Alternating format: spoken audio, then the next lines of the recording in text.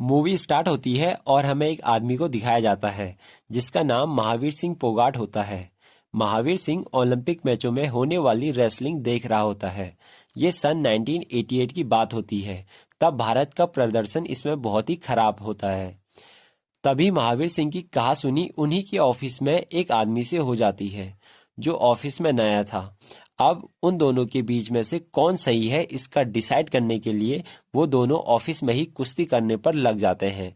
इस कुश्ती में महावीर सिंह आसानी से जीत जाता है और वो इंसान तीनों बार पटकी खा देता है। अब वो आदमी उससे बोलता है कि तुम में दम है जो तुमने स्टेट लेवल चैंपियन को हराया है। इस पर महावीर सिंह उससे बोलता है कि दिल छोटा मत करो, तुम नेशनल लेवल चैंपियन से हारे हो। फिर हमें आगे दिखाया जाता है कि वो इंसान महावीर सिंह से पूछता है कि तुमने पहलवानी क्यों छोड़ी, जिस पर महावीर सिंह बोलता है कि पहलवानी से इज्जत शोहरत तो कमाई लेकिन पैसा ना कमा सका, जिस वजह से पहलवानी छोड़नी पड़ी और नौकरी करनी पड़ी। अगले सीन में हमें दिखाया जाता है कि महावीर सिंह बाप बनने वाला है। अब वो ये चाहता है कि उसका देश के लिए गोल्ड मेडल लाने का सपना उसका बेटा पूरा करे, पर किस्मत को कुछ और ही मंजूर था।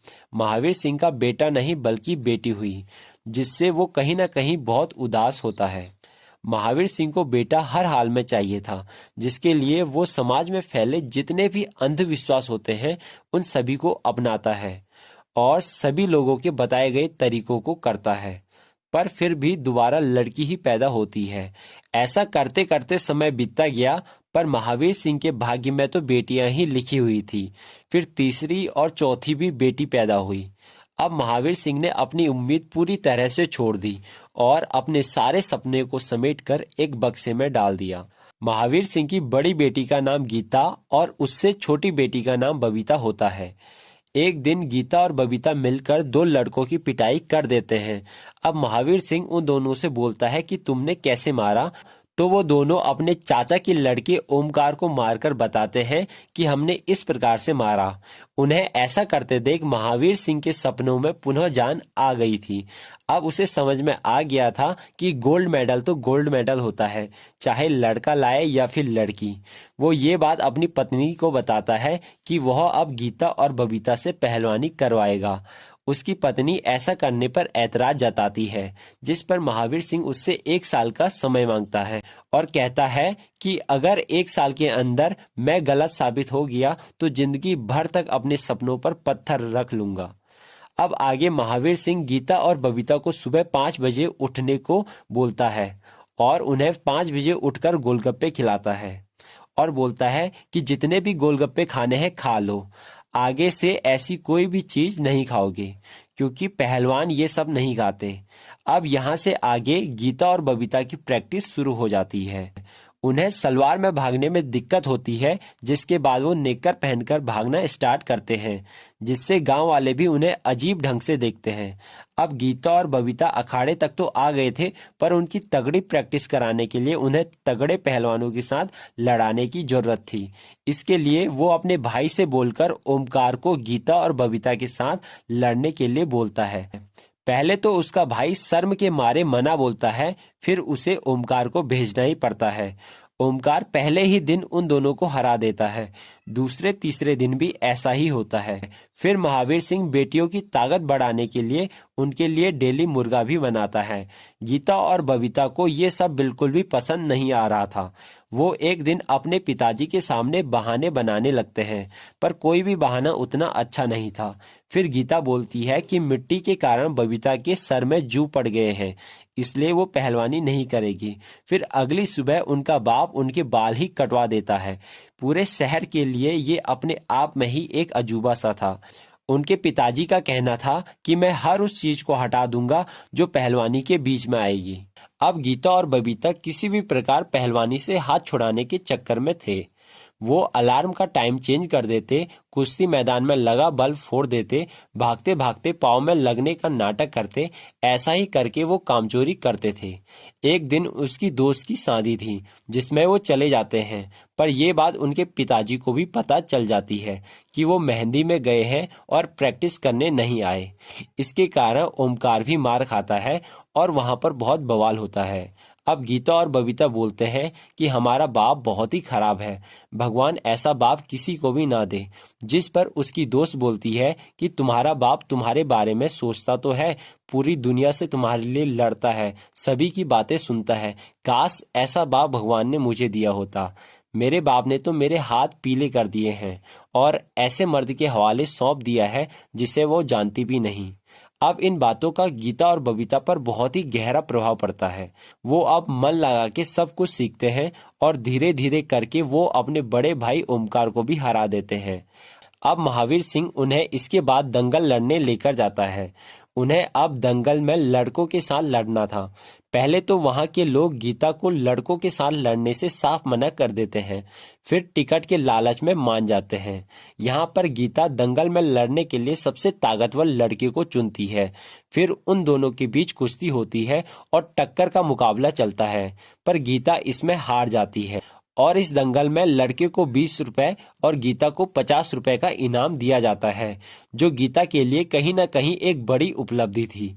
हारने के बाद गीता को उस रात नींद नहीं आती है और वह अपने पिताजी से पूछती है कि अगला दंगल कब है। अब अगले दंगल में गीता सभी के छक्के छुड़ा देती है। वह सभी के साथ कुश्ती में जीतती है। अब पहलवान भी उसके साथ कुश्ती लड़ने से डरते हैं। उसका नाम चारों तरफ फैल जाता है। महावीर सिंह को ऑफिस से छुट्टियां नहीं मिल पा रही थी, जिसके बाद वह ऑफिस का काम छोड़ देता है और खेती का काम शुरू करने की सोचता है, जिससे कि वह अपनी छोरियों को ज्यादा समय दे सके। गीता ने अब सब जूनियर नेशनल गेम्स खेलने थे, जिसमें वो आसानी से जीत रही थी। उसका वेट कम था, फिर भी वह अपने से ज्यादा वेट वाली लड़कियों को आसानी से हरा दे रही थी।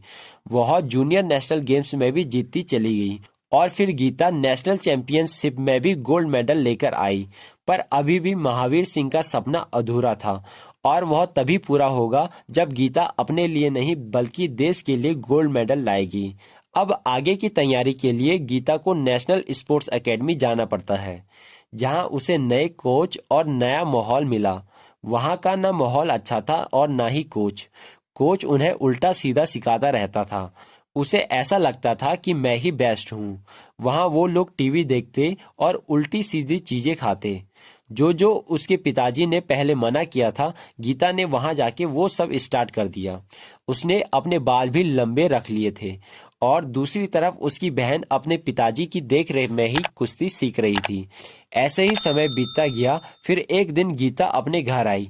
घर आकर उसके पिताजी ने देखा कि वह पूरी तरह से बदल चुकी है। ये देखकर उन्हें बहुत बुरा लगता है।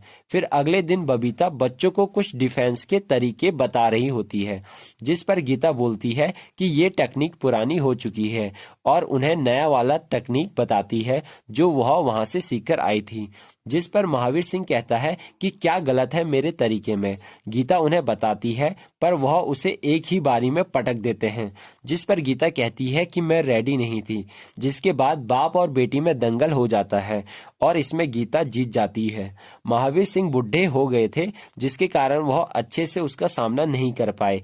यही उनकी हार का एक कारण था। इस बात को लेकर घर में सभी लोग बहुत ही उदास होते हैं। अब आगे गीता को इंटरनेशनल और बबीता को नेशनल खेलने के लिए जाना था। एक बहन अपने पिताजी के साथ थी तो एक बहन अपने घमंड में चूर थी।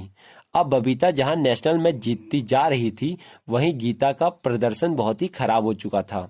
बबीता नेशनल गोल्ड लेकर आई और गीता कुछ न ला सकी।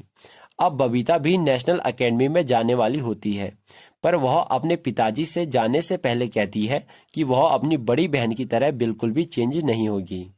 फिर वह वहां पहुंच जाती है।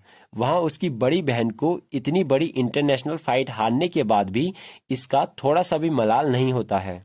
उसका घमंड अभी भी बरकरार था। फिर मॉस्को, जकार्ता और इस्तांबुल में भी गीता की करारी हार होती है। उसका कोच उससे कहता है कि तुम्हारी कोई गलती नहीं है, कुछ लोग इंटरनेशनल के लिए नहीं बने होते हैं। एक प्रकार से वो उसे डीमोटिवेट कर देता है। अब गीता को अपनी सारी गलतियों का एहसास हो जाता है कि वह कितनी गलत थी। फिर वह अपने पिताजी को कॉल करती है और रोते रोते उन्हें सॉरी बोलती है। उसके पिताजी उसे माफ कर देते हैं। अब उसका कोच उसे 55 केजी में लड़ने के लिए मना बोल देता है और 51 केजी में लड़ने को बोलता है, जिससे कि वह जीत सके। पर गीता 55 केजी में ही लड़ना चाहती है। ये बात उसके पिताजी को जब पता चलती है तो वह सीधा वहां आ जाते हैं और एक रूम किराए पर ले लेते हैं। गीता और बबीता की ट्रेनिंग 7 बजे से शुरू होती है। फिर उसके पिताजी उन्हें 5 बजे उन्हें ट्रेनिंग देते हैं। गीता के कोच उसकी डाइट कम कर देते हैं, पर उसके पिताजी खुद उसके लिए खाना बनाते हैं ताकि वह 55 केजी में खेल सके। वो उसे बहुत सारी चीजें सिखाते हैं और ये भी बताते हैं कि हम कैसे दूसरों को गुमराह कर सकते हैं। हम उन्हें कोई दूसरा दाव दिखाएंगे और हम कोई दूसरा दाव चलेंगे। पर ये सब उनका ज्यादा दिन तक नहीं चल पाया। एक दिन उनके कोच ने उन्हें पकड़ लिया और इसकी शिकायत कर दी, जिसके बाद गीता और उसके पिताजी को सख्त चेतावनी दी गई। अब न तो महावीर सिंह अंदर जा सकता था और न ही गीता बाहर आकर सीख सकती थी। अब महावीर सिंह अभी भी उसे सिखाना चाहता था। वह उससे पुराने हारे हुए मैचों की कैसेट मांगता है और उन्हें देखता है। फिर गीता द्वारा की गई सारी गलतियों को एक कॉपी में नोट करता है। उसकी गलतियां देखकर वह गीता को डांटता है, पर गीता को ये भी अच्छा लग रहा था क्योंकि बहुत दिनों बाद उसके पिताजी ने उसे डांटा था। अब उसके पिताजी उसे उसकी सारी गलतियां बताते हैं जो जो उन्होंने कॉपी में नोट की थी। गीता उन सभी गलतियों को देखती है और उनसे सीखती है और जी जान लगा के मेहनत करती है। अब 3 महीने बाद कॉमनवेल्थ गेम होने वाले थे, जिसके लिए गीता सभी को हराकर वहां जाने के लिए सिलेक्ट हो जाती है। अब वो दिन आ जाता है जिस दिन का महावीर सिंह को 25 सालों से इंतजार था। कॉमनवेल्थ गेम में गीता का मुकाबला मेलिसा के साथ होता है। गीता फर्स्ट राउंड में हार जाती है। फिर अगले 2 राउंड में उसके पिताजी उसका साहस बढ़ाते हैं और अटैक करके खेलने को कहते हैं और उसका कोच डिफेंस करने को बोलता है, पर वह अपने पिताजी की बात मानती है और जीत हासिल करती है और फिर सेमीफाइनल में पहुंच जाती है। अब उसका मुकाबला नाइजीरिया के नियोमी के साथ होता है, जो 2 बार वर्ल्ड चैंपियन रह चुकी है। वो बहुत ही अटैकिंग होकर खेलती थी। फिर उनके बीच कुश्ती होती है, जिसमें फर्स्ट राउंड में नाओमी जीत जाती है और सेकेंड राउंड में गीता जीत जाती है और तीसरा राउंड किसी प्रकार से ड्रॉ हो जाता है। अब उनके बीच में एक टॉस होता है और टॉस जीतने वाला व्यक्ति अपने मन चाहे पोजीशन में फंसाकर अटैक करता है। 99% केसेस में ऐसा होता है कि टॉस जीतने वाला ही जीतता है और यहाँ नाओमी टॉस जीत जाती है और अब उसके जीतने के चांसेस पूरे होते हैं। पर गीता सभी को गलत साबित कर देती है और उसे हरा देती है और अब गीता फाइनल में पहुंच जाती है। फाइनल में गीता का मुकाबला एलिना वॉटसन के साथ होता है। इसने पहले भी गीता को 2 बार हराया था। गीता के पिताजी उसे बहुत ही मोटिवेट करते हैं। फिर आखिरकार फाइनल का वो दिन आ जाता है। उसके पिताजी मैच देखने के लिए आ रहे थे कि तभी गीता का कोच अपने एक आदमी से बोलकर उन्हें एक कमरे में बंद करा देता है। वो वहां से निकलने की बहुत कोशिश करते हैं पर वहां से नहीं निकल पाते और इधर गीता का मुकाबला एलिना के साथ हो रहा था। पहले राउंड में गीता आसानी से जीत जाती है, पर दूसरे राउंड में वह हार जाती है। अब लास्ट राउंड होता है। इस राउंड में एलिना के 5 पॉइंट हो जाते हैं और गीता का केवल 1 ही पॉइंट होता है। अब आखिरी के 22 सेकंड ही बचे होते हैं। उसे 5 पॉइंट वाला दाव ही बचा सकता था। अब उसे अपने पिताजी की वो बात याद आती है कि सामने वाले को दिखाना कुछ दूसरा और करना कुछ दूसरा है। फिर आखिरी के चंद सेकंडों में गीता 5 पॉइंट लेने में कामयाब हो जाती है और हार के मुंह से जीत को छीन लेती है। सभी लोग बहुत ही खुश होते हैं, पर अभी भी उसके पिताजी उस कमरे में बंद थे, जो अपनी बेटी की कुश्ती का मैच भी नहीं देख पाए। उन्हें पता ही नहीं था कि उनकी बेटी जीती भी है या नहीं। अब जैसा कि रिवाज होता है कि गोल्ड मेडल जीतने वाले देश का राष्ट्रगान होता है और फिर हमारे देश का राष्ट्रगान गाया जाता है और इसकी आवाज गीता के पिताजी तक पहुंच जाती है। अब उनके आंखों से खुशी के आंसू थे। उनका सपना आज पूरा हो चुका था।